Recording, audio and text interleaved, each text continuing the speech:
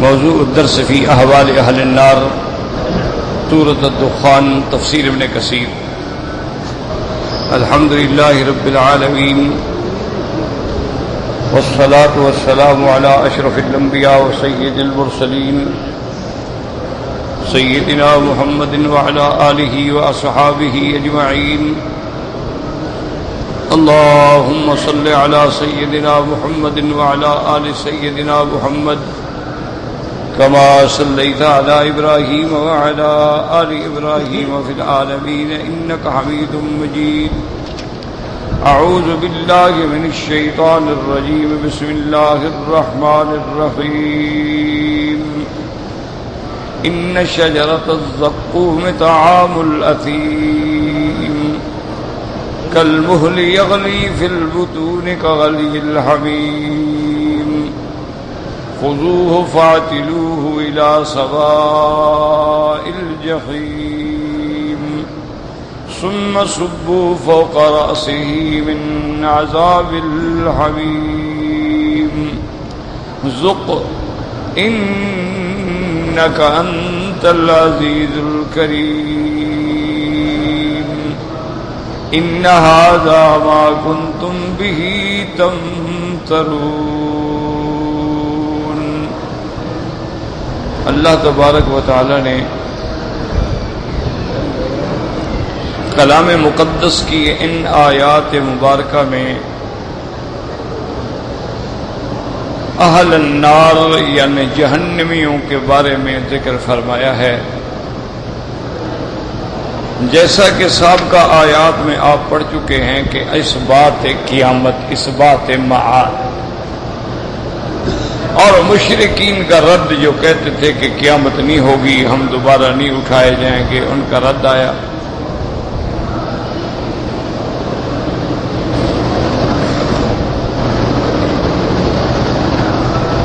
اس کے بعد اللہ تبارک و تعالی نے فرمایا کہ وما خلقنا السماوات والارض وما بینہما لاعبین ما خلقناہما الا بالحق ولکن اکثرہم لا یعلمون۔ تو ان آیات میں اس بات قدرت کاملہ بھی ہے کہ اللہ وہ ذات ہیں جس نے آسمانوں اور زمینوں کو پیدا کیا، اور اس میں اس بات قیامت بھی ہے کہ اللہ نے فرمایا کہ ہم نے آسمان اور زمینوں کو کوئی ایسے کھیل تماشا تو نہیں بنایا، ہم نے تو ان کو ایک مقصد اور ایک سچائی کے لیے پیدا کیا ہے، لیکن لوگ جو ہیں وہ جانتے نہیں ہیں کہ اتنا بڑا کارخانہ بنانے کا کوئی مقصد تو ہے، اور مقصد یہ ہے کہ پھر قیامت میں حساب ہوگا۔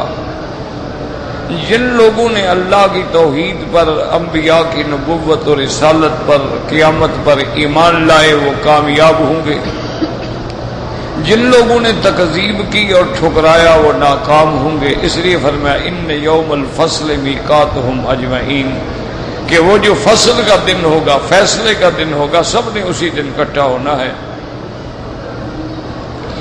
اور وہ قیامت کا دن ایسا ہوگا کہ یوم لا یغنی مولا عن مولا شیئا، کہ جس دن کوئی قریب کسی قریب کے کام نہیں آئے گا، اور نہ باہر سے ان کی مدد آئے گی کہ ان کو عذاب سے چھڑا لے، الا من رحم اللہ، ہاں مگر وہ لوگ جن پہ اللہ تبارک و تعالیٰ کی رحمت ہے اپنی مخلوق میں سے، ان کو چاہیں تو بغیر حساب کے بخش دیں، ان کو چاہیں تو اپنی رحمت سے ان کے حق میں انبیاء علیہم السلام کی شفاعت قبول فرما لیں، کیونکہ اللہ تبارک و تعالی غالب بھی ہیں اور رحمت والے بھی ہیں، کہ ان کی رحمت جو ہے وہ بہت بڑی ہے۔ لیکن کافر بدقسمت ہیں جنہوں نے اپنے آپ کو اللہ کی رحمت سے خود محروم کیا۔ اللہ کی رحمت تو بہت بڑی، یہ اللہ کی رحمت ہے نا کہ اللہ نے لاکھوں انبیاء بھیجے، پیغمبر بھیجے، کتابیں بھیجی، اور ہر بندے کو اللہ نے حواس خمس دیا، سننے کی طاقت، سمجھنے کی طاقت، دیکھنے کی طاقت، سوچنے کی طاقت، چکھنے کی طاقت، چلنے کی طاقت، پکڑنے کی طاقت، تاکہ وہ حق سمجھے۔ لیکن اگر انہوں نے نہیں سمجھا اور دنیا کی زندگانی میں گم ہو گئے تو پھر انجام قیامت میں کیا ہوگا؟ جہنم۔ اور جہنم کا جو تصور ہے وہ تو تصور بھی بڑا مشکل ہے۔ اب ان آیات میں اللہ ذکر فرماتے ہیں کہ ان کا قیامت والے دن جب وہ جہنم میں جائیں گے تو ان کی خوراک کیا ہوگی، ان کی غذا کیا ہوگی۔ فرمایا ان شجرۃ الزقوم طعام الأثیم، زقوم درخت کا جو پھل ہے وہ گناہگاروں کا، کافروں کا طعام ہوگا، اور وہ ایسے ہوگا کالمہل یغلی فی البطون کغلی الحمیم۔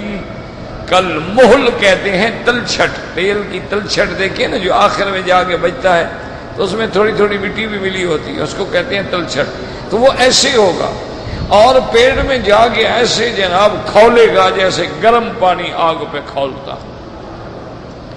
اس کے بعد بھی حکم دیں گے خذوہ فاعتلوہ الی سواء الجحیم، حکم ہوگا کہ پکڑ لو اس کو اور لے جاؤ جہنم کے درمیان میں۔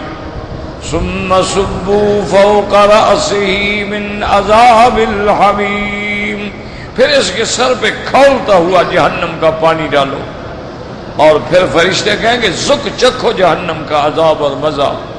انکا انت العزیز الکریم، تم کہتے تھے نا ہم بڑے ہیں اور ہم بڑے شان والے ہیں، اب دیکھ لو کہ تم کیا ہو۔ ان ھذا ما کنتم بہ تمترون، یہ قیامت، یہ جہنم، یہ سزائیں جن میں تم شک کرتے تھے آج اپنی آنکھوں سے دیکھو۔ اب اس میں بات جو سمجھنے والی ہے وہ یہ سمجھیں کہ قرآن پاک نے یہاں ذکر فرمایا ہے شجرۃ الزقوم،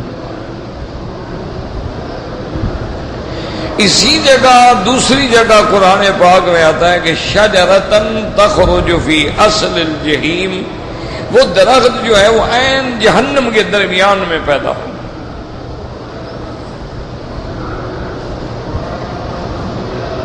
تو اصل بات تو یاد رکھیں کہ جو زقوم ہے اس کو عام طور پہ کہا جاتا ہے تھوہر کا درخت، یہ عام صحرا میں تھوہر ہوتی ہے نا، بڑے بڑے کانٹے ہوتے ہیں، لیکن یہ ایک سمجھانے کے لیے ہے، ورنہ حقیقت اللہ کے سوا کوئی نہیں جانتا کہ وہ کیا چیز ہو۔ جب یہ آیات اتری تو ابو جہل لعنہ اللہ نے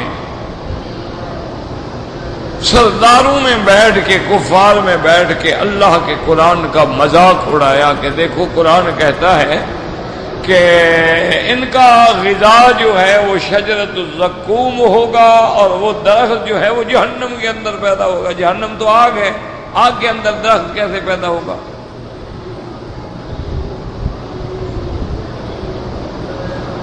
انہوں نے کہا آگ تو درختوں کو کھا جاتی ہے، جلا دیتی ہے۔ آپ نے دیکھا نہیں جنگلوں میں جب آگ لگتی ہے تو میلوں تک جلا کے راکھ کر دیتی ہے۔ تو یہ کیسے اللہ کا نبی ہمیں ڈرا رہے ہیں کہ وہاں تمہیں شجرۃ الزقوم کھلایا جائے گا اور شجرۃ الزقوم جہنم کے اندر ہوگا؟ وہ کہنے لگا بھائی اصل بات یہ نہیں ہے، زقوم تو کہتے ہیں کہ جیسے آدمی یعنی ملائی میں شہد ملا لے یا ملائی میں مکھن میں شہد ملا لے، یہ زقوم ہے۔ تو اس لیے اس نے ایک استہزاء بنا رکھی تھی کہ جب اس کے پاس مہمان آتے صبح کے ناشتے میں تو اپنی باندی کو کہتا کہ زکمینی زکمینی، تو وہ جا کے کھجور اور گشتہ جسے ملائی کہتے ہیں وہ لے آتی۔ زقوم تو یہ ہے، ہمیں اللہ کا نبی ڈراتے ہیں بلا وجہ۔ اور اس نے کہا بھی دیکھو دنیا کے اندر دیکھو جب درخت ہیں آگ کے اندر ڈالو تو آگ تو جلا دے گی، تو وہ درخت جہنم کے اندر کیسے پیدا ہوگا؟ تو یہ بہرحال یاد رکھیں ایک استہزاء تھا، عناد تھا۔ جو اللہ جہنم پیدا کرنے پہ قادر ہیں وہ جہنم میں درخت اگانے پہ بھی قادر ہیں۔ اب آپ اسی دنیا میں دیکھ لیں کہ بعض جانور ایسے ہیں جو پانی کے بغیر زندہ نہیں رہتے، اب مچھلی پانی میں ہو تو جناب اس کی اٹکھلیاں دیکھیں، اس کی چلاکیاں دیکھیں، اس کا تیرنا دیکھیں، صحرا میں پھینک دو 2 گھنٹے کے بعد مر جائے گی۔ یعنی دنیا کی سب سے جو شریر مچھلی ہے شارک، جو انسانوں کی دشمن ہے، انسانوں کے خون کی بو کی پیاسی ہوتی ہے، اس کو پتہ لگے نا کہ انسان ہے تو تیر کی طرح پہنچتی ہے اور کاٹ پھاٹ کے انسان کو ختم کر دیتی ہے، ایسی تیز اور ایسی ظالم مچھلی کو بھی آپ پانی کے باہر ڈال دیں 2 گھنٹے نہیں برداشت کر سکتے، مر جائے۔ اچھا، بعض جانور اللہ نے خشکی کے بنائے ہیں، ان کو پانی میں ڈال دو مر جائیں گے۔ بعض جانور اللہ نے ایسے بنائے ہیں کہ رات کے اندھیرے میں تو نکلتے ہیں، روشنی میں نہیں آتے۔ اب آپ دیکھیں، جسے آپ چمگاڈر کہتے ہیں، جب رات ہوگی تو جناب دیکھو کیسے تیز اڑ رہی ہے، ایک کونے سے دوسرے کونے میں، اور گھروں کی چھتوں سے لٹکی ہوئی ہے، اور یہ لیکن روشنی میں ختم، وہ اندھی ہو جاتی ہے، روشنی میں اس کو نظر ہی کچھ نہیں آتا۔ تو یہ کہنا تو اللہ قادر ہیں، اس لیے اللہ نے دوسری جگہ جواب دیا، فرمایا الذی جعل لکم من الشجر الاخضر نارا فاذا انتم منہ توقدون۔ اللہ نے فرمایا بدبخت ہو وہ ذات جس نے تمہارے لیے ان سب درختوں کے اندر بھی آگ رکھی ہے جن کو تم جلاتے ہو، جن کی گرمی سے فائدہ اٹھاتے ہو۔ کیا مانا؟ بعض علماء نے فرمایا کہ دیکھو درخت ہیں، اگر ہم آگ جل رہی ہے اس میں سبز ٹہنی بھی ڈال دیں وہ بھی جل جاتی ہے، تو اگر اللہ تبارک و تعالی نے اچھا بظاہر دیکھو درخت کھڑے ہوئے ہیں لیکن لکڑیاں کاٹ کے لاتے ہو، آگ دکھا دے آگ بھڑک اٹھتی ہے، تو گویا ان کے اندر آگ چھپی ہوئی ہے۔ تو اللہ اگر اس بات پہ قادر ہے تو آگ کے اندر بھی تو درخت پیدا کرنے پہ قادر ہے۔ اور بعض علماء نے فرمایا الذی جعل لکم من الشجر الاخضر نارا، انہوں نے فرمایا کہ اللہ نے ایسے درخت بھی پیدا فرمائے ہیں، یمن کے علاقے میں موجود ہیں، اب بھی موجود ہیں، کہ 2 درخت ہیں، ان کی ٹہنیاں کاٹ لو، سبز ٹہنیاں، ایک کو دوسرے پہ مارو تو آگ پیدا ہو جائے گی۔ تو اللہ نے فرمایا اگر ان سبز ٹہنیوں کے اندر میں نے آگ پیدا کر دی ہے تو آگ کے اندر سبز ٹہنی نہیں پیدا کر سکتا۔ تو اللہ تبارک و تعالی نے اپنی قدرت کا کمال دکھایا ہے کہ دیکھو انسان جو ہے اللہ نے اس کے لیے کیسی کیسی نعمتیں ایجاد کر دی ہیں کہ اگر وہ جنگل میں ہے آگ نہیں ملتی، درخت کو درخت سے مارا بس آگ روشن ہو گئی، پتھر کو پتھر سے مارا آگ روشن ہو گئی۔ اللہ نے فرمایا کہ میں نے اگر پتھروں میں آگ رکھ دی ہے، میں نے سبز درختوں میں آگ رکھ دی ہے، تو آگ کے اندر درخت پیدا کرنا میرے لیے کیا مشکل ہے۔ تو لہذا یاد رکھیں ان شجرۃ الزقوم، یقینی وہ درخت ہوگا جہنم میں ہوگا، آگ کے اندر پیدا ہوگا، اس کی غذا ہی آگ ہوگی، کیونکہ کافروں کے لیے اوپر سے نیچے سے اندر سے باہر سے ہر طرح آگ ہی آگ ہوگی۔ اس لیے اللہ تبارک و تعالی نے کئی مقام پہ بیان فرمایا لہم من جہنم مہاد من فوقہم ظلل ومن تحتہم ظلل، ان کے لیے جو ٹھکانہ ہے اور آرام کا بچھونا ہے وہ بھی جہنم ہے، اوپر بھی آگ ہوگی اور نیچے بھی آگ ہوگی۔ اللہ تبارک و تعالیٰ فرماتے ہیں عذاب جہنم وَلَهُمْ عَذَابُ الْحَرِيقِ، آگ کا عذاب ہوگا، اور آگ بھی ایسی ہوگی جلانے والی آگ ہوگی۔ اور حدیث مبارک میں آتا ہے کہ اللہ پاک نے 100 ڈگری پہ آگ پیدا فرمائی ہے، 90 ڈگری تو محفوظ ہے، بلکہ 99 محفوظ ہے، صرف ایک حصہ ہے جو دنیا میں ظاہر کیا گیا ہے، اس کی باقی قوت و طاقت جو ہے وہ قیامت والے دن جہنم میں ظاہر ہوگی۔ اللہ تبارک و تعالی ہر مسلمان کو جہنم سے بچائے۔ اللہم اجرنا من النار، اللہم اجرنا من النار، اللہم اجرنا من النار، یا مجیر اجرنا من النار۔ تو اس لیے اللہ ان الشجرۃ الزقوم طعام الاثیم. یاد رکھو اسیم اسم سے ہے، اسم کہتے ہیں گناہ کو، یعنی یہ طعام ہوگی گناہ گاروں کی. ایسے گناہ گار جو عقیدے کے بھی گناہ گار ہیں، اعمال کے بھی گناہ گار ہیں، اقوال و افعال کے بھی گناہ گار ہیں، ہر لحاظ سے اسیم. یہ صیغہ اس لیے استعمال کیا گیا کہ فی افعالہم و اقوالہم، کافر جو ہے وہ ہر حال سے، عقیدہ دیکھو تو بد ہے، عمل دیکھو تو بد ہے، باتیں دیکھو تو بد ہیں، اللہ کے قرآن کی مخالفت ہے، انبیاء کے ساتھ معارضہ ہے. اللہ نے فرمایا ان کا کھانا جو ہے قیامت والے دن وہ شجرۃ الزقوم ہوگا. طعام الذین کالمہل یغلی فی البطون. اور اللہ نے فرمایا قیامت والے دن کافروں کے لیے جو پینے کی شراب ہوگی، جو پینے کے لیے ہوگا، وہ زخمیوں کے دھون ہوگی، جہنمیوں کے جلنے سے جو پیپ نکلے گی، خون نکلے گا، وہ ان کو پلایا جائے گا اور حکم دیا جائے گا کہ پیو ان کو. اور وہاں بھی قرآن کہتا ہے کالمہل یشوی الوجوہ بئس الشراب وساءت مرتفقا. اللہ فرماتے ہیں اس کی شکل بھی ایسے ہوگی جیسے تلچھٹ ہوتی ہے تیل کی، اور وہ پانی ایسا کھولتا ہوا گرم ہوگا کہ جب جہنمی پکڑیں گے تو سر کے بال بھی اڑ جائیں گے، جل کے اڑ جائیں گے، اور جب پئیں گے تو اندر جا کے ساری آنتوں کو بھی کاٹتا ہوا چلا جائے گا.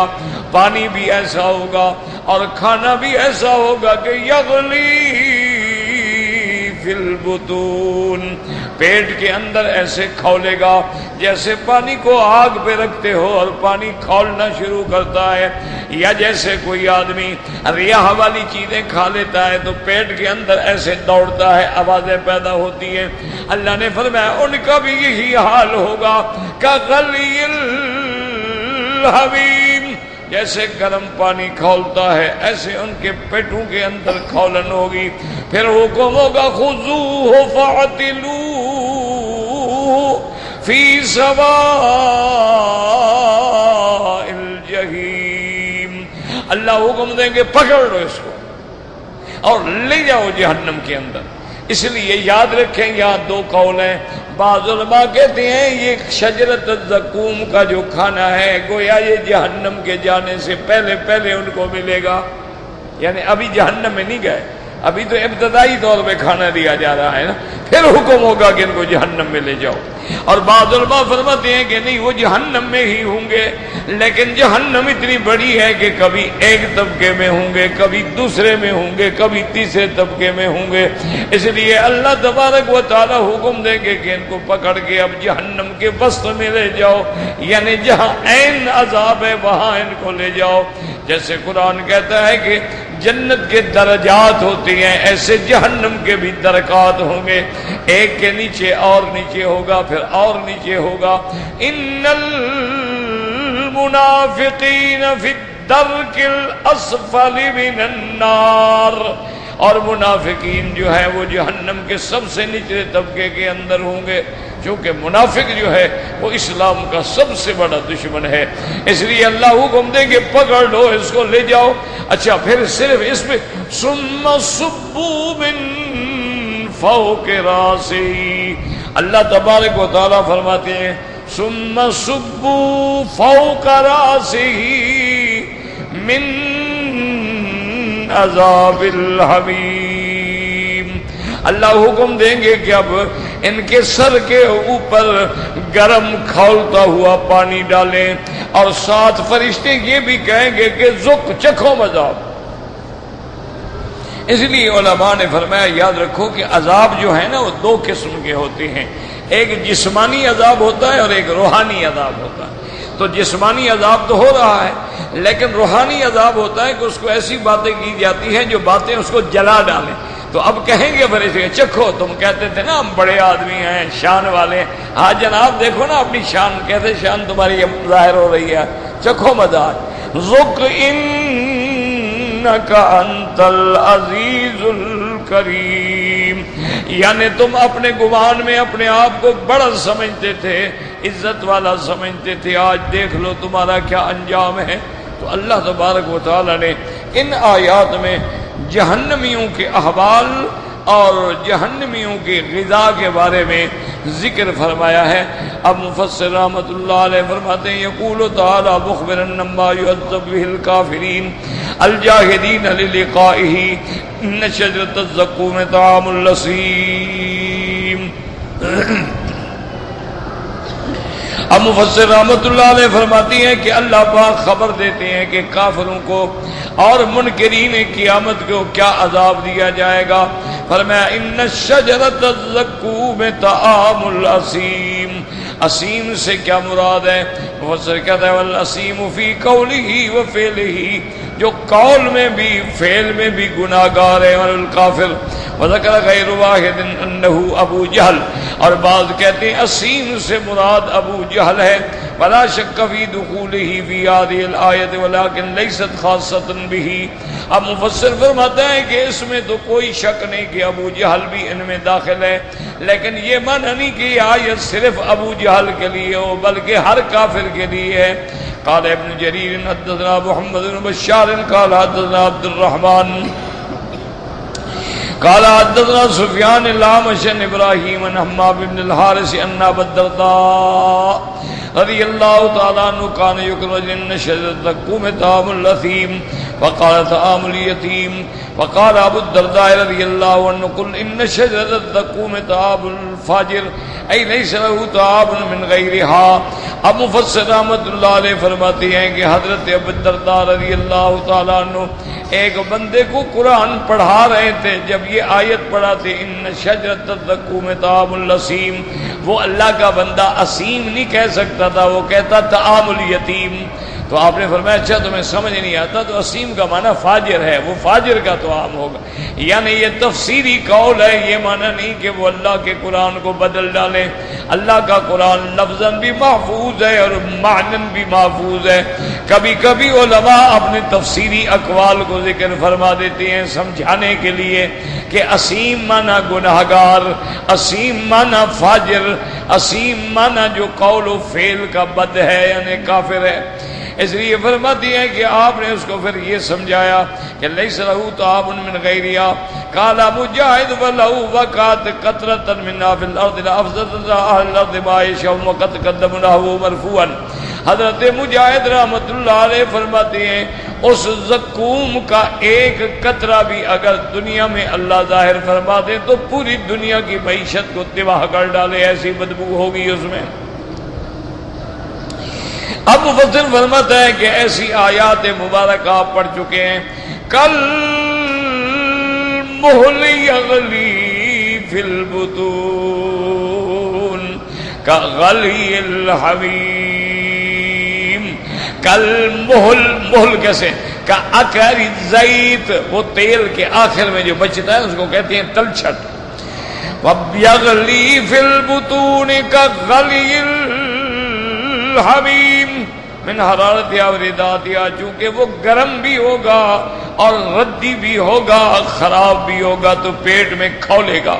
قوله تبارک و تعالی خذوه یعنی الکافر، وقد ورد انه تعالی اذا قال للذبان خذوه ابتدروا 70,000 منهم، وقوله فاعتلوا وسوقوه صعبا ودفن في ظهره، قال وجاء خذوه فاعتلوا فادفعوه، وقال فرزق ليس الكرام بنائك اباهم حتی ترد الى عطیت تعدلو۔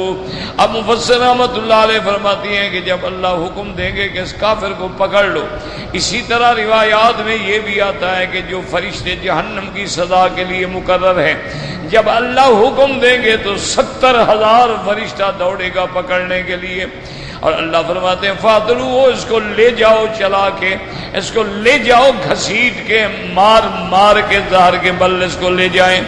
مفسر حضرت مجاہد فرماتے ہیں خذوہ فاعتلوہ کا معنی ہے اس کو پکڑ لو اور اس کو دفع کرو، دھکے دے دے کے اس کو جہنم میں داخل کرو. خذوہ فاعتلوہ الی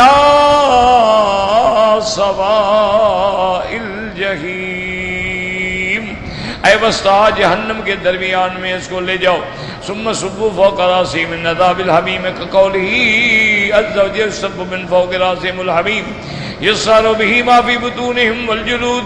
جب ان کے اوپر کھولتا ہوا پانی ڈالا جائے گا تو سر سے لے کر اندر باہر کو جلا ڈالے گا، چمڑے کو بھی جلا ڈالے گا. وقد تقدم ان الملك يضربه بمقعد مقمعة من حديد فتفتح دماغه میں سبل ہمیں راسن فی بدنه.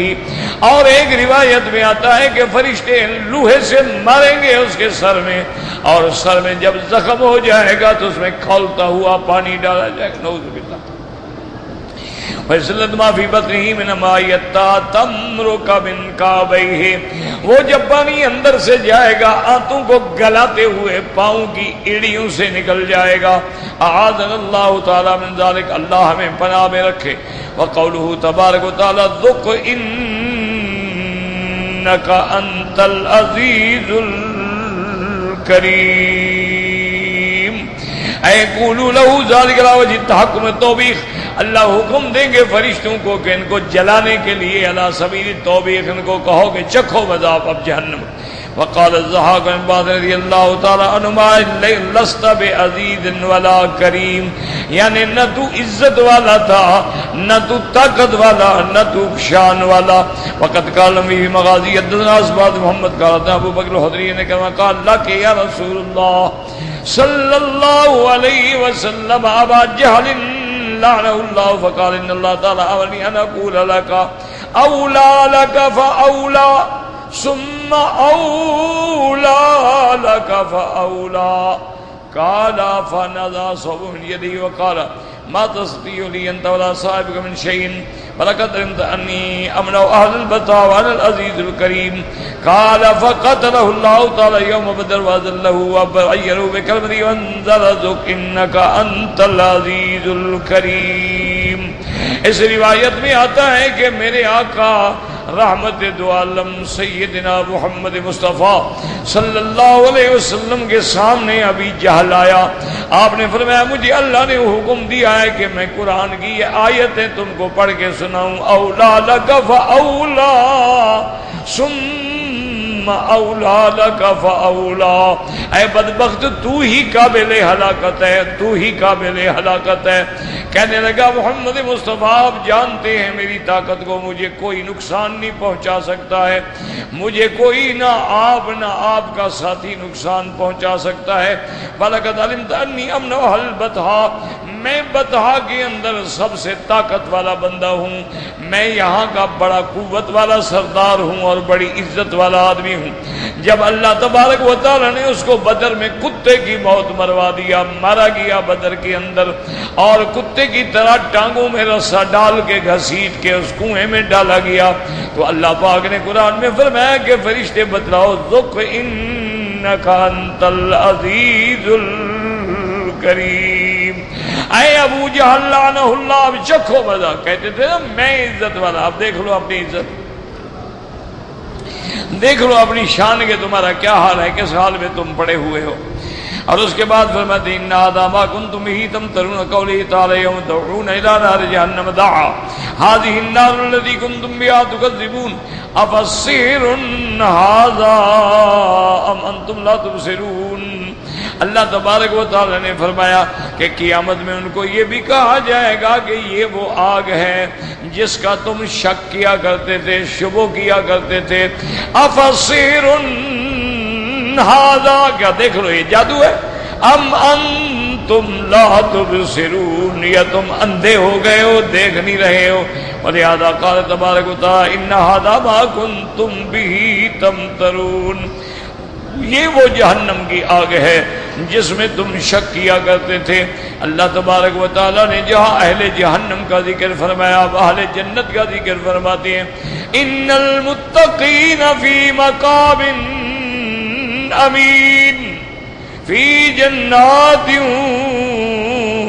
وعيون يلبسون من سندس واستبرق متقابلين كذلك وزوجناهم بحور عين يدعون فيها بكل فاكهة آمنين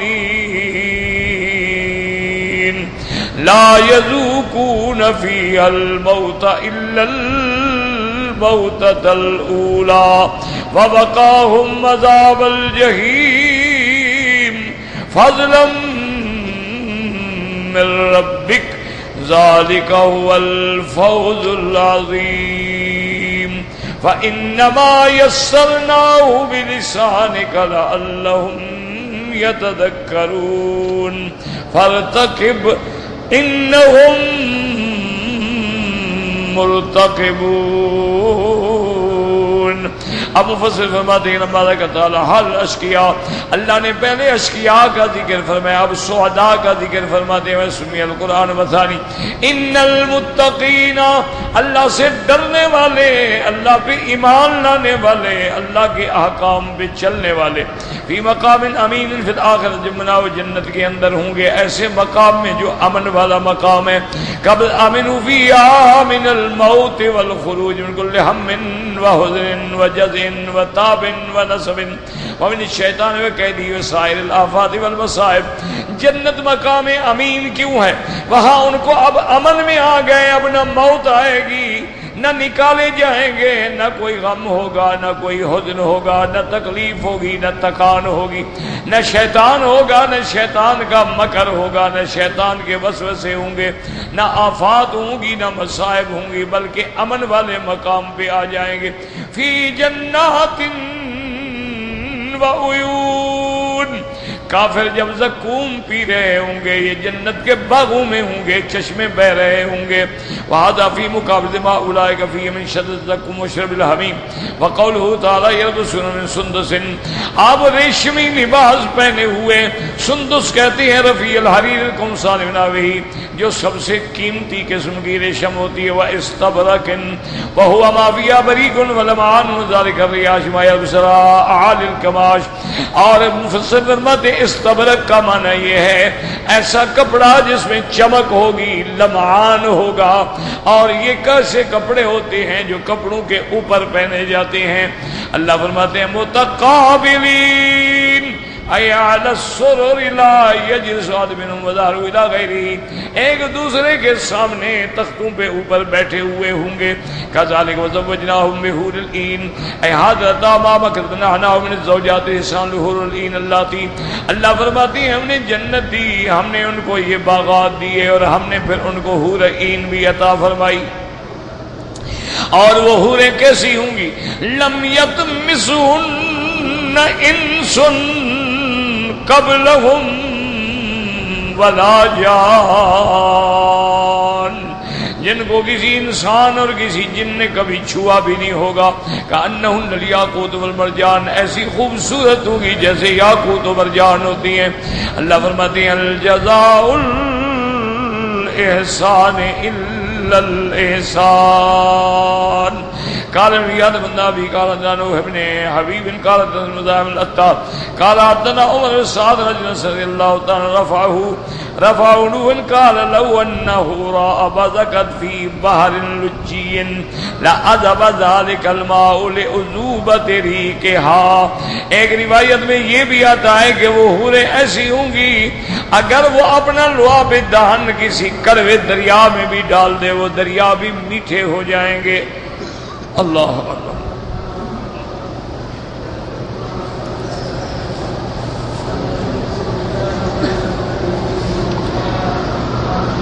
یا اللہ،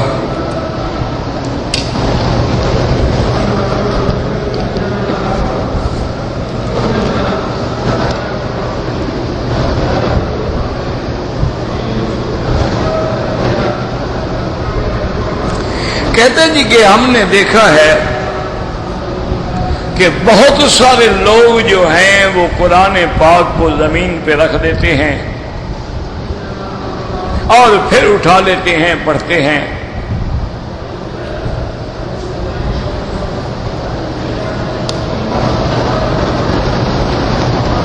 میرے عزیز یاد رکھو کہ آداب قرآن کا تقاضا یہ ہے کہ قرآن کو کسی اونچی جگہ پہ رکھا جائے. اسی طرح حدیث مبارک میں آتا ہے کہ میرے آقا رحمت دو عالم سیدنا محمد مصطفیٰ صلی اللہ علیہ وسلم میں ایک دفعہ یہودیوں کے مدرسے میں تشریف لے گئے, تورات منگوائی. تو آپ جس سرانے پہ بیٹھے تھے تو آپ نیچے بیٹھے, سرانہ آگے رکھا اور تورات کو سرانے کے اوپر رکھا. حالانکہ حضور جانتے تھے کہ تورات اب صحیح حالت میں نہیں ہے, بدل گئی. یہودیوں نے اس میں تحریف کر ڈالی ہے, لیکن پھر بھی اللہ کی کتاب ہے. تو ادب تو یہ ہے کہ قرآن پاک کو اونچی جگہ پہ رکھیں, اور جب پڑھنا ہو با ادب ہوں, با وضو ہوں, پاک ہوں, لباس بھی پاک ہو, جگہ بھی پاک ہو, اور کامل توجہ جو ہے وہ بھی قرآن کی طرف. حتیٰ کہ صحابہ کرام رضوان اللہ علیہم اجمعین, یعنی حضرت عمر رضی اللہ تعالیٰ عنہ اور بڑے بڑے صحابہ, اگر قرآن پاک میں جیسے ابھی ہم پڑھ رہے تھے نا, کوئی جہنم کی آیت پڑھ لیتے, کوئی وعید پڑھ لیتے, کوئی اللہ کی طرف سے تحدید پڑھ لیتے تھے, ان پہ اتنا اثر ہوتا تھا کہ کئی دن بستر سے اٹھنے کی طاقت بھی نہیں رہتی تھی اللہ کے عذاب کے ڈر سے. تو قرآن کے آداب ہیں کہ آپ باوضو ہوں, بے وضو قرآن کو ہاتھ نہ لگائیں, حائضہ عورت ہاتھ نہ لگائے, نفاس والی عورت ہاتھ نہ لگائے, جنب کی حالت میں ہاتھ نہ لگائیں, اور نہ قرآن تلاوت کریں. ہاں قرآن کا کوئی لفظ بطور دعا پڑھ لے گا تو کوئی حرج نہیں ہوگا. مثلا ربنا آتنا فی الدنیا قرآن میں تو ہے, لیکن وہ قرآن سمجھ کے نہیں پڑھ رہا, دعا سمجھ کے پڑھ رہا ہے تو کوئی حرج نہیں. لیکن یہاں جو لوگ ہیں, یاد رکھو اصل میں ہمارے اندر افراط تفریط آ گئی ہے. ہمارے لوگ قرآن کو ماشاءاللہ 6 غلاف چڑھاتے ہیں, اور ماشاءاللہ ان کو باقاعدہ چولیاں بناتے ہیں, پھر اوپر دھاگے چڑھاتے ہیں اور اونچے مقام پہ رکھ دیتے ہیں, لیکن نہ پڑھیں گے نہ عمل کریں گے. تو وہ بھی مارے گئے. صرف ادب کرنے سے تو بندہ نہیں چھوٹ جائے گا. اور بعض لوگ ہیں جو قرآن کا ادب بھی نہیں کرتے. لیکن ایک بات یاد رکھیں کہ ہر بندہ زمین پہ رکھنے والا بے ادب نہیں ہوتا. بات سمجھو, ان کے دماغ میں یہ ہوتا ہے کہ یہ چیز جو لگائی گئی ہے قرآن کے ساتھ اسی لیے ہے کہ اگر ہم نیچے رکھ رہے ہیں تو قرآن اس کے اوپر رکھا ہے, نیچے نہیں رکھا ہے. تو ان کے دماغوں میں یہ ہوتا ہے کہ یہ توہین نہیں ہے, اسی لیے تو بنایا گیا ہے کہ ہر جگہ تو ہمیں راحل نہیں ملے گا, ہر جگہ ہمیں چوکی نہیں ملے گی, ڈسک نہیں ملے گی کہ آگے قرآن اوپر رکھ کے پڑھیں. تو اگر انہوں نے قرآن پڑھتے ہوئے سجدہ کرنا ہے, قرآن پڑھتے ہوئے سجدہ تلاوت آ گیا, انہوں نے نیچے رکھ دیا, سجدہ کر لیا, تو ان کے نزدیک توہین مراد نہیں ہوتی. اللہ دلوں کی بات کو جانتے ہیں, اللہ نیتوں کو جانتے ہیں. وہ جانتے ہیں کہ اس نے توہین آمیز طریقے سے, ورنہ قرآن کی توہین تو کفر ہے. کون مسلمان قرآن کی توہین کر سکتا ہے؟ کہتے جی کہ جوتے جو ہیں وہ اگر آگے رکھے ہوئے ہوں, میرا بھائی نماز تو ہو جاتی ہے, لیکن حکم یہ ہے, حضور پاک صلی اللہ علیہ وسلم نے سمجھایا ہے کہ جب تم نماز پڑھو جوتے اپنے بائیں طرف رکھو. لیکن اگر بائیں طرف بھی آدمی ہے, دائیں طرف بھی آدمی, میں 2 ٹانگوں کے درمیان میں رکھوں, لیکن معنی یہ ہے کہ آگے نہ رکھو. ورنہ حضور فرماتے آگے رکھ لو, لیکن حضور نے فرمایا یا تو بائیں رکھو. لیکن اگر بائیں بھی بیچارہ نمازی کھڑا ہے تو اس کے آگے ہو جائے گا, پھر تم دائیں رکھو. دائیں بھی آدمی کھڑا ہے تو فرمایا 2 ٹانگوں کے درمیان میں رکھ لو. ورنہ اگر آگے رکھے ہوں نماز ہو جاتی ہے. یہ نہیں ہے کہ نعوذ باللہ کوئی جوتے کو سجدہ کر رہا ہے تو کوئی سوچ ہی نہیں سکتا تھا.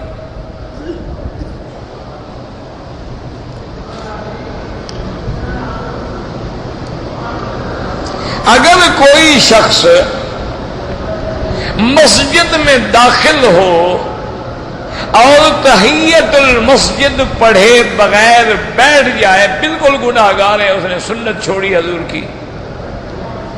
سنت یہ ہے کہ جب بھی مسجد میں داخل ہوں، چاہے کوئی مسجد ہو، 2 رکعت پڑھیں پھر بیٹھیں۔ لیکن اگر فرض محال ہم عصر کے بعد آتے ہیں تو پھر نہیں پڑھیں گے، چونکہ اوقات مکروہہ ہے۔ اگر ہم فجر کے بعد آتے ہیں تو نہیں پڑھیں گے جب تک کہ سورج نہیں نکلے گا، ورنہ ہر وقت جو ہے وہ تحیۃ المسجد پڑھی جائے گی۔ اور مسجد الحرام کا تحیہ یہ ہے کہ جب بھی داخل ہوں طواف کریں، لیکن ہر آدمی چونکہ ہر وقت طواف نہیں کر سکتا، پھر 2 رکعت پڑھ لیں۔ اچھا، اسی طرح یہ دیکھو کہ مثلاً ہم آئے ہیں ظہر کی نماز سے پہلے، اذان ہو گئی، ہم نے 4 رکعت سنت پڑھ لی، تو اب تحیۃ المسجد بھی اسی میں آ گئی۔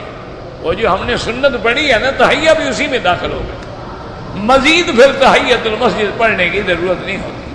جب ہم نے 4 سنتیں پڑھ لی ہیں تو گویا ساری سنتیں جو ہیں وہ ادا ہو گئی۔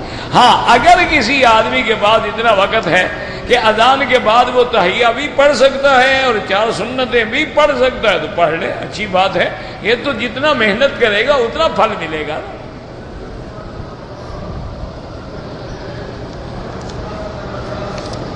اب یہ ایک آدمی سارے سوال لکھتا رہتا ہے، پتہ نہیں وہ فارغ ہے، میرے خیال میں عمرے پہ آیا ہوا ہے، کام اس کو ہے کوئی نہیں۔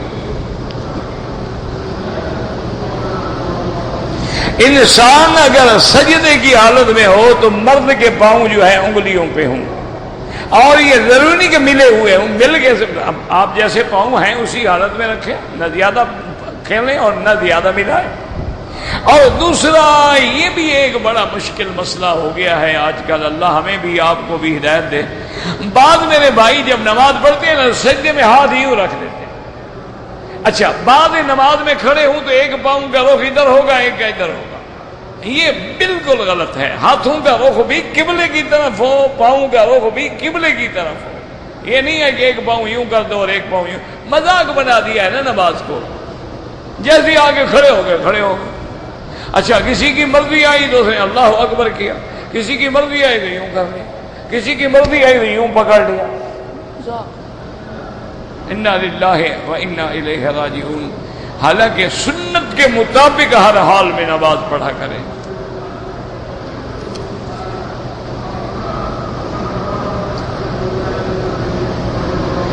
کہتے ہیں جی کہ قرآن کی آیت جو ہے، ایک آدمی کہتے ہیں کہ کل انما انا بشر مثلکم نہیں ہے، بلکہ انما انا بشر مثلکم، یہ وہابیوں نے بدل دیا ہے۔ تو وہابی یعنی حضور کے زمانے سے شروع ہوئے نا، تم تو بعد میں آئے، پھر تم بدعتی ہوئے نا، کیوں؟ قرآن جمع کیا ہے سیدنا ابو بکر کے زمانے میں، جمع کرنے والے حضرت زید ابن ثابت ہیں، ابی ابن کعب ہیں، حضرت ابو بکر حکم دینے والے ہیں، اور یہ کام ہوتا رہا حضرت عثمان کے زمانے میں آ کے کام مکمل ہوا ہے۔ تو یعنی آپ کو نعوذ باللہ صحابہ پہ شک ہے کہ انہوں نے بدل دیا؟ اتنا بڑا الزام لگانے والا آدمی مسلمان بھی رہ سکتا ہے؟ ایک دوسری بات یہ ہے کہ چلو ہم نے مان لیا بدل دیا، حضور بشر نہیں ہیں، تو سیدہ خدیجہ اور عائشہ کا شوہر کون ہے؟ بی بی فاطمہ، زینب، ام کلثوم، رقیہ کا باپ کون ہے؟ آمنہ کا بیٹا اور عبداللہ کا لال کون ہے؟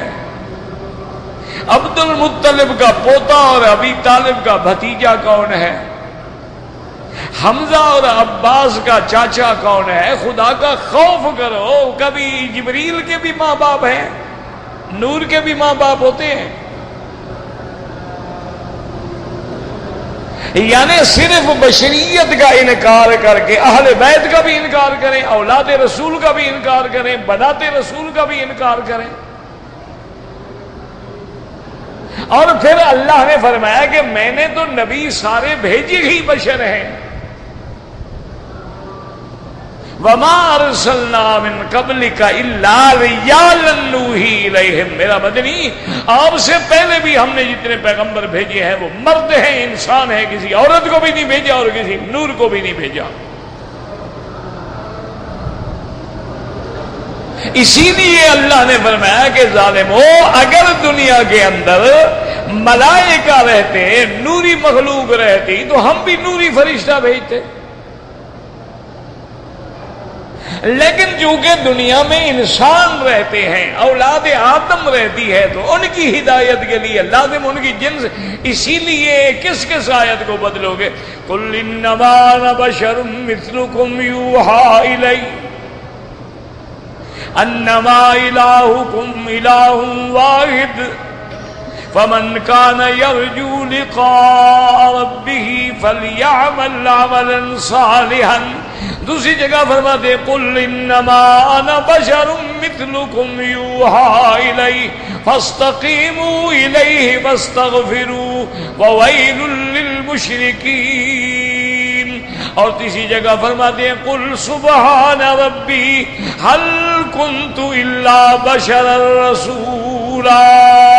اور اسی طرح قرآن کہتا ہے کہ کافر بھی یہی کہتے تھے کہ ہم نبی نہیں مانتے کہ بشر ہیں، قالوا ما انتم الا بشر مثلنا فما انزل الرحمن من شيء ان انتم الا تكذبون۔ اور سب سے محبوب بی بی سیدہ عائشہ صدیقہ طاہرہ بنت صدیق رضی اللہ تعالی عنہا سے صحابہ نے پوچھا کہ جب آقا گھر میں آتے ہیں، گھر کے اندر کیا کام کرتی ہیں؟ آپ نے فرمایا میرے بیٹے حضور گھر میں آتی ہیں، کبھی ہماری مدد کرتی ہیں، کبھی آگ جلانے میں مدد کرتی ہیں، کبھی اپنے کپڑے کی سلائی کر لیتی ہیں، کبھی اپنے جوتے کو ٹانکا لگا لیتی ہیں۔ کیوں؟ ما ہوا الا بشر، وہ بھی ایک انسان ہے۔ تو یہ ساری آیتیں وہابیوں نے بدل ڈالی ہیں۔ خدا کا خوف کرو، اللہ سے ڈرو۔ پتہ نہیں کیسے کیسے لوگ پیدا ہوئے ہیں کہ اپنے جھوٹے عقیدے کو ثابت کرنے کے لیے اللہ کے قرآن پہ بھی اعتراض کرنے پہ آ گئے۔ انا للہ و انا الیہ راجعون۔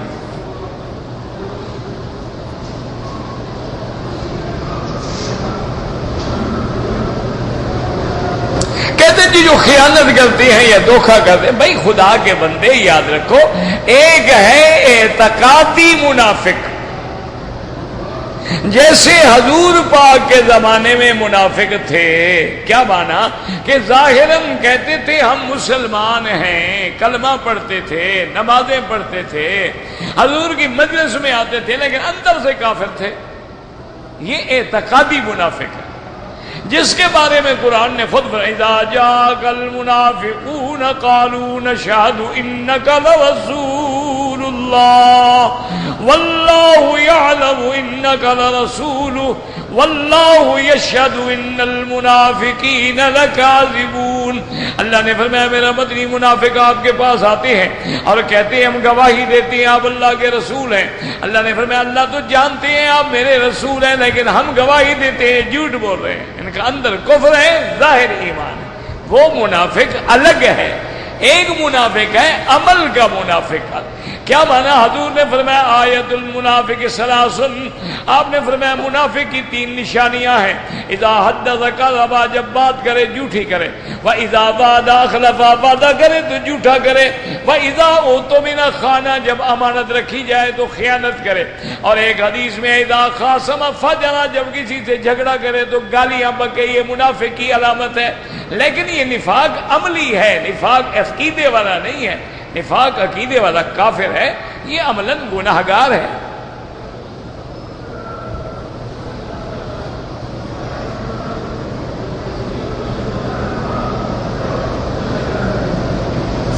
کہتے جی کہ احناف کے نزدیک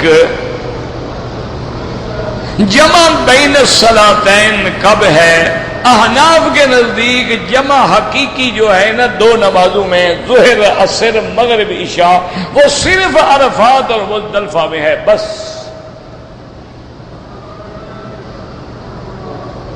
یعنی احناف امام ابو حنیفہ رحمت اللہ علیہ فرماتے ہیں کہ جمع حقیقی جو ہے، یعنی ظہر کو عصر سے ملا لو جمع تقدیم، اور مغرب اور عشاء جمع تاخیر، حقیقی صرف عرفات و مزدلفہ میں ہے، باقی کہیں نہیں۔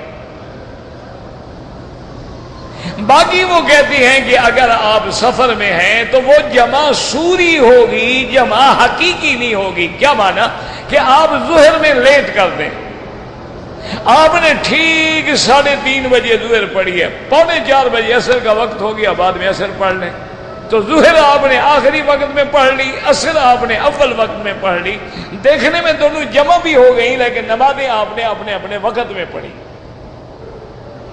امام شافعی رحمت اللہ علیہ اور امام احمد بن حنبل رحمت اللہ علیہ فرماتے ہیں کہ جمع جو ہے ہر سفر میں جائز ہے کہ آپ نے ظہر کی نماز پڑھی اس کے بعد فوراً عصر پڑھنے، آپ نے مغرب کی نماز پڑھی اس کے بعد فوراً عشاء پڑھنے، ان کے نزدیک جمع ہر حال میں جائز ہے، تقدیم میں بھی جائز ہے، تاخیر میں بھی جائز ہے اور ہر سفر میں جائز ہے۔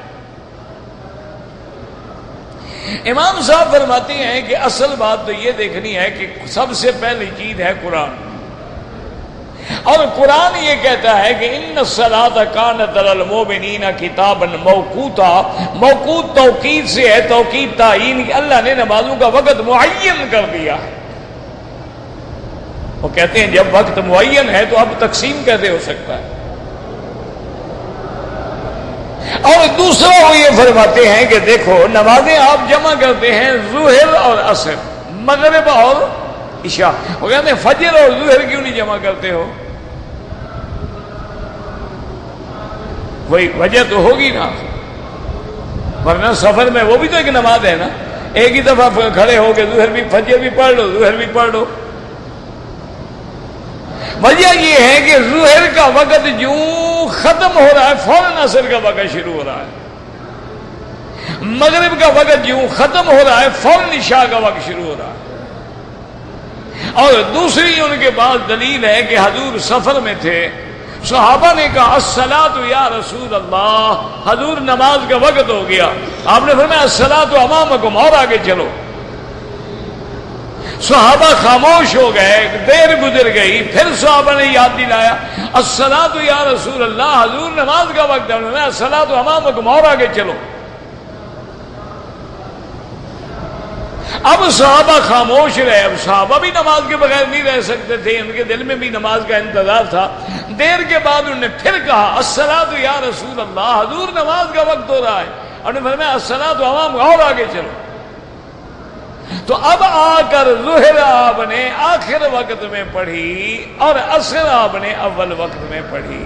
تو اس حدیث کو سامنے رکھ کے امام صاحب فرماتے ہیں کہ باقی جمع سوری ہے، صرف جمع حقیقی عرفات میں ہوگی یا مزدلفہ میں ہوگی۔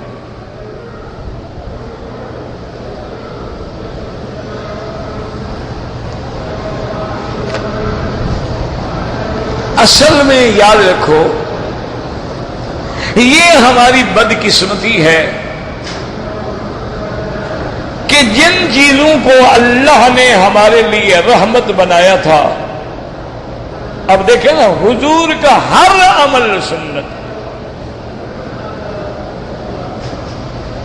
اب سفر کے اندر حالات مختلف پیش آئے، کبھی سرکار دو عالم نے دیر فرما لی، کبھی سرکار دو عالم نے ظہر جلدی پڑھی اور عصر بھی جلدی پڑھ لی، تو یہ تو حضور کی امت پہ رحمت تھی، جھگڑے تو نہیں تھے، تو جھگڑے تو ہم نے بنا دیے۔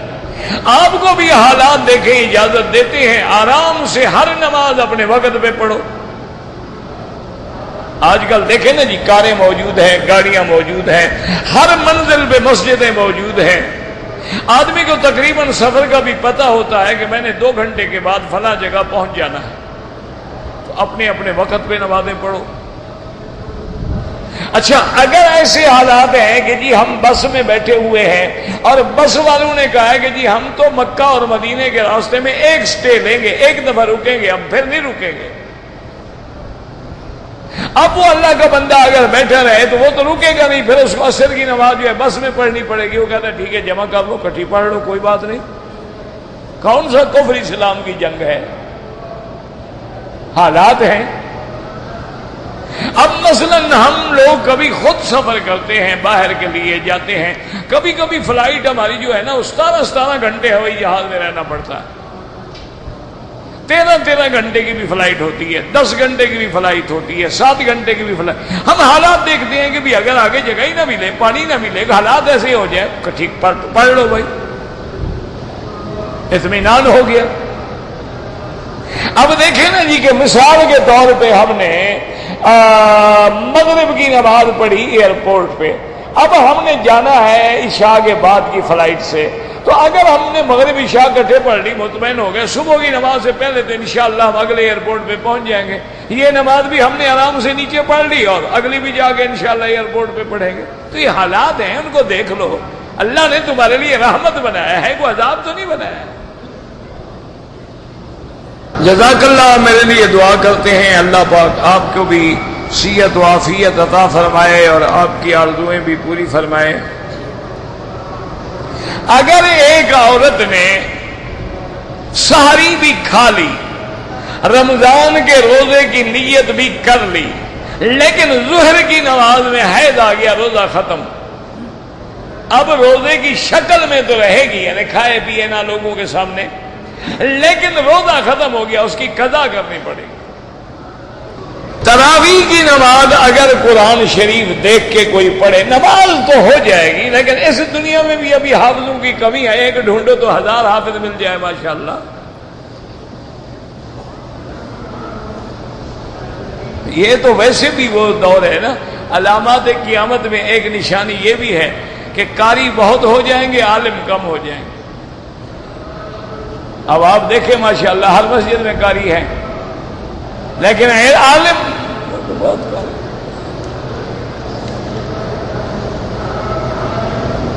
دودھ پلانے والی عورت روزہ رکھ سکتی ہے اگر اس کے دودھ میں کوئی کمی نہیں آتی ہے، بچے کے بھوکا ہو کے بیمار ہونے کا کوئی اندیشہ نہیں ہے، رکھ سکتی ہے، کوئی منع نہیں. ڈر ہے تو بعد میں رکھ لے. حضرت یونس علیہ السلام مچھلی کے پیٹ میں کتنے دن رہے تھے؟ میں ساتھ تھا؟ نہیں، میں ان کے ساتھ گیا تھا. اچھا، اگر وہ 10 دن رہے یا 20 دن، تمہیں کیا فائدہ ہے یا کیا نقصان ہے؟ تم نے جانا ہے مچھلی کے پیٹ میں، بس بیٹھے ہیں مسئلہ. اللہ جب اللہ نے قرآن میں نہیں بتایا، اللہ کو پتا کتنے دن رہے. ہم اپنی طرف سے جھوٹ گھڑے ہیں. نہیں، اللہ نے قرآن میں اتنا فرمایا ہے کہ وہ مچھلی کے پیٹ میں تھے، پھر انہوں نے مجھ سے یہ دعا کی، میں نے اپنی رحمت سے مچھلی کے پیٹ سے ان کو نکال دیا. تو اب کتنے دن رہے؟ جب قرآن ہی نہیں بتاتا تو ہم کہاں سے لے آئے بھائی؟ یہ تو بعد مفسرین نے جو روایات لکھی ہیں وہ تو ساری اسرائیلی روایات ہیں، کتاب کتب متقدمہ کی، جن کی روایتوں میں اعتبار ہی کوئی نہیں. اصل چیز تو قرآن ہے، قرآن نے نہیں بتلایا، حضور پاک نے نہیں بتلایا. اگر کسی کو نظر لگ جائے تو کیا کریں؟ نظر بالکل حق ہے، لگ جاتی ہے، اور نظر ایسی بلا ہے کہ بندہ مر بھی سکتا ہے. اس کا علاج یہ ہے، یاد رکھیں کہ قرآن پاک میں جو سورۃ القلم کی آخری آیت ہے، وَإِن يَكَادُ الَّذِينَ كَفَرُوا لَيُزْلِقُونَكَ بِأَبْصَارِهِمْ لَمَّا سَمِعُوا الذِّكْرَ وَيَقُولُونَ إِنَّهُ لَمَجْنُونٌ وَمَا هُوَ إِلَّا ذِكْرٌ لِّلْعَالَمِينَ. یہ آیت زیادہ سے زیادہ پڑھے اور اپنے اوپر دم کرے. سورۃ فاتحہ، آیت الکرسی، قل اعوذ برب الفلق، قل اعوذ برب الناس. اسی طرح حضور کی دعا ہے بسم اللہ ارقیک اللہ یشفیک ان کل داء یؤذیک. یہ دعائیں پڑھیں تو انشاءاللہ اللہ رحمت کرے گا. ویسے نظر ہوتی ہے، لگتی ہے، حق ہے. اچھا، اگر آپ کو پتہ لگ جائے اس بندے کو نظر اس کی لگی ہے، اس کو کہو فوراً غسل کرے، کسی برتن میں کھڑے ہو کے غسل کرے، وہ پانی اس میں ڈال دو، نظر ختم. انٹرنیٹ پہ تبلیغ کریں دین کی، بالکل کرو، جدید وسائل سے فائدہ اٹھاؤ، جہاں جہاں اللہ کے دین کی آواز پہنچا سکتے ہو پہنچاؤ. وہ شر پہنچا رہے ہیں تو وہ خیر تو پہنچاؤ نا، خدا کا خوف کرو.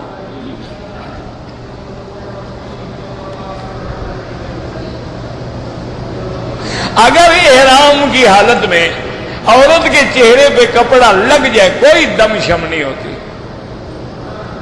اگر کوئی کہے کہ قرآن محرف ہے، عقیدہ رکھ کے کہے تو کافر ہے، ایسی زبان سے نکل گیا تو استغفار کرے۔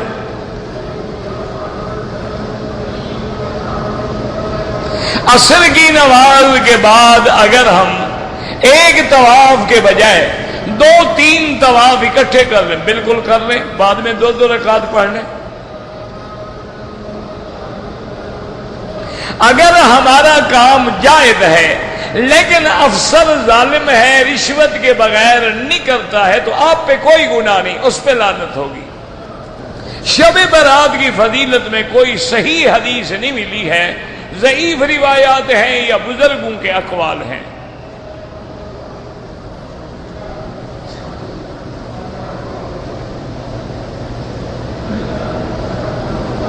پہلے حضور کے نام پہ عمرے کا کوئی حکم نہیں، آپ نے اپنا عمرہ کیا، ٹھیک کیا۔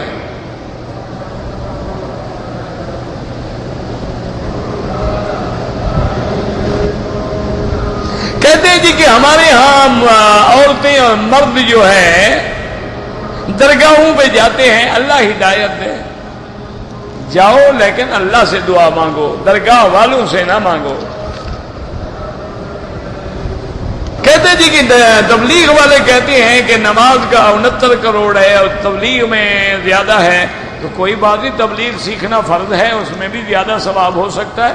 جیسے ایک حدیث میں آیا ہے کہ جب سلام پھرے بیٹھے رہو، لا الہ الا اللہ وحدہ لا شریک لہ لہ الملک والحمد یحیی ویمیت وعلی کل شیء قدیر، فرمایا 40,000 حسنۃ، یعنی 40 کروڑ نیکی مل جاتی ہے ایک کلمہ کہنے سے۔ اس میں کیا جھگڑا ہے تمہیں؟ یعنی تم اللہ کا ثواب گھٹانا چاہتے ہو؟ اللہ کی مرضی اس سے بھی زیادہ دے دیں۔